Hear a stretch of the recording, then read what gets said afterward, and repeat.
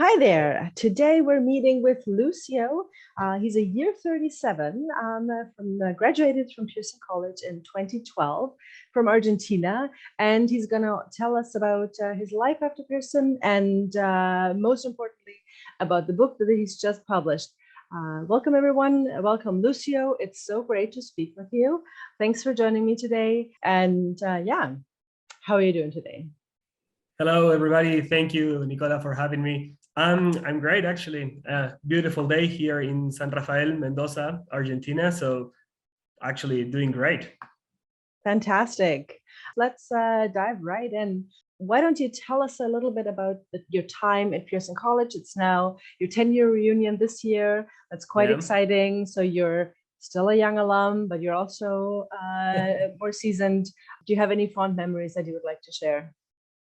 So many. It would be hard to choose. I've been talking with one of the students, the latest students in school, and they told me, things have changed so much because they have a better Wi-Fi connection, and with WhatsApp and everything, they get in touch with their families more often than when we were there. But I always found, when I remember my time in Pearson, that being so far away from my family and from everybody I knew back then, in the middle of the forest with the bay right there, and little to no connection, right, to the outside world, because as I said, right, the Wi-Fi wasn't that good. It was kind of new, and we didn't have that many social media. It was fantastic. It was just the whole atmosphere of a community was much bigger, or maybe it was probably in my head, right? I remember just going back to your room, for example, and then someone left you a post note on it saying that they were looking for you and they will find you in the cafeteria or the library. And we didn't have phones, of course, they didn't work. So the whole magic of just being there as a community is one of my greatest memories. And just, like the measurement of time was different as well, which I think it's fantastic. And it's kind of hard getting back to your house or to your normal life. And it's like normal between commas, right? Because everything seems to be going so fast back home. And at Pearson was just like this other space, other time bubble. And I don't know, life was just transiting different in there. It's great that they have a chance to connect or to talk with their families, which was a complication for some students. They suffer this long distance thing a lot. And I think it's great that they have the opportunity. And also for people that they don't want that, or they're okay just breaking the bond, it's actually fantastic too. So yeah, I think the choice is theirs, and that's fantastic that they actually have the opportunity to choose. Fair enough, yes. And thinking back of your time at Pearson, is there a certain person that may have influenced you the most as a person? Wow, so many, actually. A lot of my classmates, of people I live with there, they taught me so much. It would be hard to mention them all. I would slip one or two names away, and they will get mad at me after. So I won't pass a list of names. But there are three teachers that actually had a lot of influence in me, especially in my academic life after. Andrew, like my philosophy teacher, Coops, my English teacher, and Adriana, my Spanish teacher. I remember them. The way they taught was so unique that I actually, when I left Pearson and a couple of years passed, I wrote to them and tell them that it was such a good feeling remembering their classes, right? And many of the things I achieved after was because of them and their way of teaching and their way of actually pressuring us into always go for more, right? Go farther and try to achieve what we really wanted. So I have the memory of those teachers, and it's 12 or 10 years, sorry, after, and I am a teacher myself now, and I sometimes find myself repeating things that they said in class. That is amazing. That's amazing. Thank you for sharing. So why don't we say a huge shout out to your first year, second years, and your year 39, year 38, and year 37. Year 37, 6, and year 38. and to all the teachers that you just mentioned. Yeah, absolutely. Awesome. So this had, as you just said, they helped you shape who you are, and they influenced you greatly. So how would you describe the impact that this had on your life and your career? Well, when I talk to my students, and I teach in a school that is bilingual, one of the part of the program is bilingual, and they come to me and say, like, Lucio, why do we have to, learn Spanish as first language, for example, if we already have language and literature in the morning? I remember, right, all my time in Pearson, and how being there and getting to know all those people from all those countries and getting in touch with their realities and seeing another way of teaching, which was very different from the way of teaching here in Argentina, helped me to see things from other perspective and actually apply a lot of things that I learned at Pearson, right? So when I decided to become a teacher, I was sure in my head that I didn't want to be as many teachers I had back home, right? I wanted to be this kind of teacher, like a Pearson style kind of teacher, where they were more open, where they would listen to the students, where they will be firm. And I'm talking directly to Andrew here. They will be like very firm, but in the same way, trying to teach us outside the classroom as well, right? And make time to help us individually, and seeing the student as a person, right, as an individual and not part of a group, was what really impacted me back then, and what I'm trying to do right now with my students. And being a bilingual person, actually, thanks to Pearson, which is where I actually got my English, good or bad as it may seem, it helped me to diversify my career path as well, right? Because I'm a literature teacher, right? And I teach Argentinian and Latin American literature right now, but I also teach English in an institute here, and in the bilingual program as well. So the spaces that open up for me, because I was able to speak two of the major languages, right, in the world, it's just, I mean, there's plenty of evidence of the opportunities that I had because of that. So that impact is one of the biggest, and is a discussion I have with my brothers, right? They say, I don't want to learn English because we speak Spanish and blah, blah, blah. And I can hear myself when I was younger, right? When I look at them. And this was a couple of years ago. And now the youngest of my brothers says, I want to do what you did. I want to travel outside. I want to visit, other countries and learn English. And it's, that's is like the feedback that comes a little late, but arrives nonetheless. So yeah, that thing, like language and the influence of the way of teaching, it's something that got me a lot, and what I'm trying to reproduce now that I'm on the other side. Wow, thank you for sharing your story. And you just answered with your story something that I would have asked. But where did you go after Pearson? So you obviously you got your degree, you studied languages, and now you're teaching. Yeah. That is so very exciting, inspiring. But I'm super curious to hear about your book. I read the synopsis. I posted about it on social media, so folks, check it out. It's on our social media channels. Why writing? Why this book? Why horror stories? I have so many questions. Please tell us.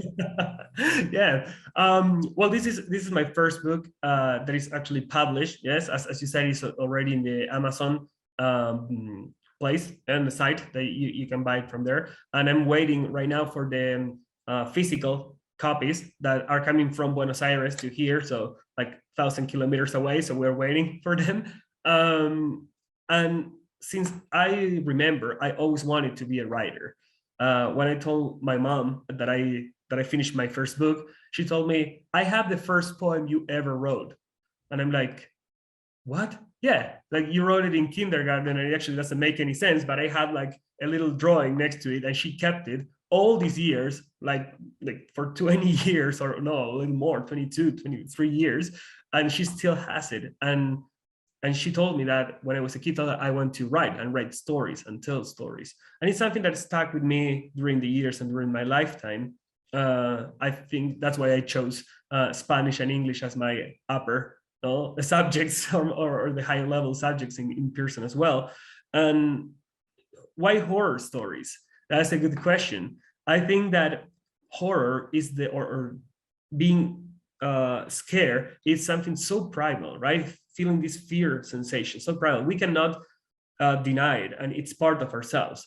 And I had a friend who said, "Well, so it's love. So why don't you write love stories?" I said, "No, but it's not the same because some people live the whole life without falling in love, for example, which is a little sad, but it's true, right? But everybody, every single person in the world has had a fear sensation, right? A fearful sensation at least once in their lives.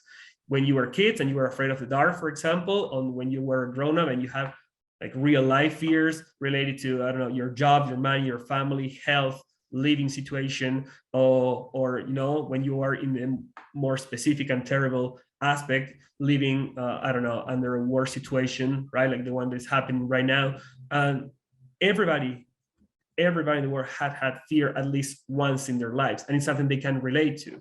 And the fear of the unknown, which is the most ancient fear, I think, is what I try to transmit with my stories as well, right? Because it's something that it still terrifies me. When I read books from Lovecraft or King, to mention one of the famous authors, it's like, wow, this guy wrote this so many years ago, and it still affects us, right? Living the 2022. So it has to have something to do with something very primal, very inside of us. And these are my first steps in producing literature at that level. And well, I'm just hoping to see the results in the people reading it. So very, very excited to see what people actually think about that. Mm-hmm. Maybe give us a little synopsis. You already shared that with me in writing, but give it for our viewers. What's your book about? And I know it's written in Spanish, so folks, you either need to brush up on your Spanish or wait for the translation. But tell us a little bit about it, please. Well, the idea of the book, it came out during the beginning of the pandemic, is the COVID pandemic. So the name of the book is Los Cuadros de Aspo, which would be Aspo's paintings, right? And the main character of the story, Federico Aspo, is actually, the last name is a group of letters that here in Argentina was aislamiento social preventivo y obligatorio, which was the mandatory isolation that we had to have in here to avoid the contagion, right? That was the name that it was given. So many of those stories were written during 2020, right? So you have a main story where there's this house in a perfectly normal neighborhood, and the neighbors start seeing lights, weird lights, and hearing noises and scream from inside. And the house belongs to this painter, and it's all boarded up. And police arrives and says, neighbors we don't know what is happening, we just heard this. And these three cops get into the house and start exploring, and they only find paintings, right, hanging from the walls. And each painting is a different story, right? And so the stories progress, but the main plot progress as well, taking them into a very terrifying trip inside the house, right? So I don't want to give any spoilers, but there's a twist at the end. And I know I found it so much fun to write it that way, right? With the main story in the middle and all the stories linking into that. Wow, that sounds super suspenseful, and I want to read it now. All right, good. That's good. I want people to read it. It's true I don't have an English translation yet. I'm definitely thinking about doing one, but for now, because this is the first try, right, and the first attempts. We'll just see how it goes, and if actually it goes well, then we'll definitely make an English version of it. Awesome. I'll keep my fingers crossed. We all keep our fingers crossed for you. That is quite exciting. So again, congratulations on publishing your first book. This is thank you so much. Huge feat. Ed, you're doing this on the side of your desk, literally while teaching. So what an accomplishment. I'm so happy and thrilled, honored that I'll get to be part of sharing your story out through Pearson's channels. And I was intrigued. You said when you're writing and it's so much fun. What happens inside your head? Where do you go when you're sitting down at the computer and you write? Like, can you describe that? Yeah, it is an interesting question. I get distracted a lot. I'm a very distracted person. I cannot have my phone next to me when I'm working or doing something else because I get distracted with like apps notifications and so on. So I try to avoid any kind of distraction, which is hard. I live in a noisy street, so like neighbors talk sometimes and I get distracted as well.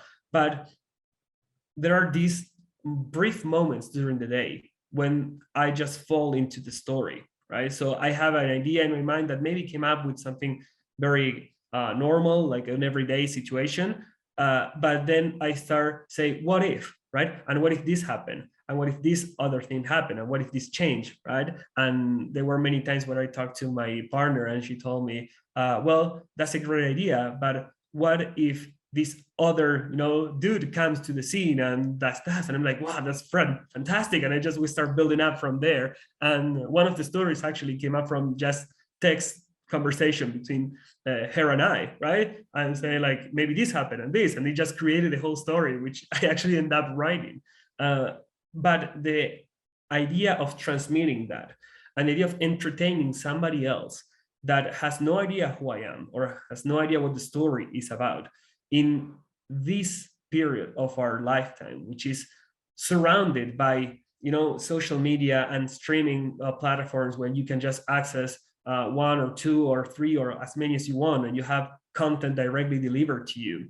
I think it's fascinating, getting yourself into stories so much that the whole world's kind of like fused in the outside or the race. It's a fantastic feeling, and it's a feeling I had as a child when I was reading it. So it's like, okay, now I want to do it, right? I want to give that back. I want to transmit that. I want to make a teenager grab a book, sit down, and just fall into the story, right? And so it doesn't matter what happened with the word. During these 5 or 6 pages, I'm going to see what happened to this character. And that's what I'm trying to transmit in my stories. Wow, thank you for sharing. That is quite powerful. Thanks. You've also already mentioned a little bit on like what happens if the book is successful. You might be translating it into different languages, but where do you go from here? Like what's on your horizon? What are you looking forward to? What's happening? Well, we are doing actually a formal presentation of the book in mid-April, which is where we're going to find out that if we have everything, like the books and the place to make the presentation and so on here in San Rafael. So it's going to be a small presentation, but hopefully from that point on, the book's actually going to be on sale in bookstores here, right? And through me as well. So I'm already working in the second book, which is a compilation of science fiction stories. And I found really hard to leave the horror stories aside. They're like calling me all the time. Like I'm trying, like my dad is a big reader and he's one of my fans, and he's like, okay, are these not horror stories? And I'm like, there's a little horror in them. Like it's hard to just get away from that, but I'm trying to do something new. So if the first book is a hit, which I'm really hoping it is, I'm going to start working full-time on the next one, and have hopefully for next year second book already on the making. I think this is a constant work, right? Many people, and I heard this a lot, think that when you write and you want to be a writer, you just write from now and then, and if something is good, you just put it together, and it's a lot of work. And it's actually a job, right? Maybe you don't get paid at first, but you have to sit down for 3 or 4 hours and write it. Maybe you didn't like it, and so you have to write it again, and so on, and revise and revise. It's a form of art, and every artist that is listening to me will feel related with this, because you demolish something, you create it again, or you paint over something and you paint it back. So hopefully this first book is going to be hit, so I can have the money to go to the editorial house and said, okay, let's make another book. And this should be the start of a writing path that would actually take me to fulfill this lifelong dream, which is to be a full-time writer. Wow, kudos to you. Just go follow those dreams. Thanks. I know I had to like the English versions, like because there's a lot of English readers, and most people I went to Pearson with are English speakers, and not a lot of our Spanish speakers. So I'm trying to see if I can find someone to make actually the translations properly, to have both at the same time. One step after the next. Yeah, it shall happen. Awesome. This is, yeah, it sounds really, really exciting. So, again, I'll keep all my fingers crossed for you, and so that they can follow your dreams and, yeah, how you want to lead your life. It sounds like you're absolutely on the right path. Thank you Is so there much. anything that I haven't asked that I should have asked you? Anything else you would like to add? Um, I don't think so, but I would love to send a message to all the current students of UWC around the world. I've changed career paths so many times in my head since I left Pearson until I actually decided to study literature. So don't be afraid of that. Don't be afraid of just taking the step. You know, I decided I want to study international law. And then I decided, no, I want to study criminal law. I said, no, I want to study history. And I end up just, you know, falling from one to the other. And when I find out the university that teaches the literature course, I was like, this is it, right? So don't be afraid of taking that step. Don't be afraid of following your dream, even if your friends, your family, your partner, anyone tells you maybe not, you know, try something else. Don't live a life always doubting, what if I have done something different, right? Make mistakes, try, fail, and if you recover, then fail better, right? And just don't live with the fear of what if, right? Live with that phrase. Maybe that's the final message I would like to give. Wow. Wow. Awesome. I do have another question. Yeah. It came to me. You mentioned at the beginning that you're in touch with our students right now. So tell me about your interaction. That's super exciting. So an alum, 10 years out, you're in touch with current students. What's happening there? Well, thanks to like Facebook and the other social media, it's much easier, right now, because we have here in Argentina the UWC committee, and they make a fantastic work getting ex-students, right, to talk to the new ones and the candidates, and to just spread the word of the UWC in general. And a couple of years ago, we had a meeting in Mendoza. No, they usually have it in Buenos Aires because it's the capital. It makes sense, right? But they had one in Mendoza a couple of years ago, and they invited me. So I got the chance to see the people that were leaving that year, or the ones that were already starting their second year. And from that point on, I just, you know, go into the Facebook groups once or twice a week and chat with them and send a message or interact and see how they're doing, and, you know, talking to the teachers as well, seeing how the school has changed. And I think it's great that every social media give us the tool to keep in touch, which is I think the fundamental purpose of them. That's very true. You're already a mentor. I see that. Thank To you. young UWC students. Thanks a lot. Amazing, amazing. Lucio, thank you so much. Thank you for your time. Thank you for those insights. It was fantastic. I love speaking with you, and hope we can do a follow-up sometime. I would love to. Thank you so much for your time, the space for me to share this. And I would love to continue talking about this or many other topics that would come along the way. Awesome. Thank you. Thank you so much.